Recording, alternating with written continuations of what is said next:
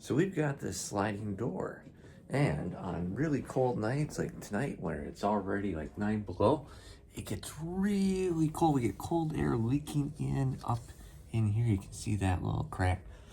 In fact, if I push the door in here, you can see it's kind of tipped up. So if I'm going to push it in, you're going to see the sperm up. And so that's actually keeping more cold air out. And right now, without it up, with it back, it's leaking in a lot of air. Now this only happens when it's really cold outside and the wood warps a little bit. But got a solution using like a broom handle that extends. And what I do is I put it here in this part of the door, and so that this stays forward. So I'm going to show you how to do that. All right, so we are all set to go.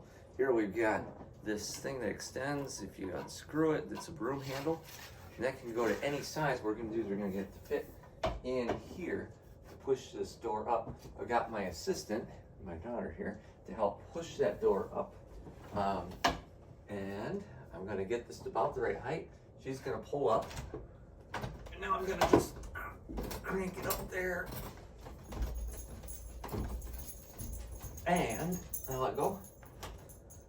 And now that is all nicely sealed up. I'll show you what it looks like.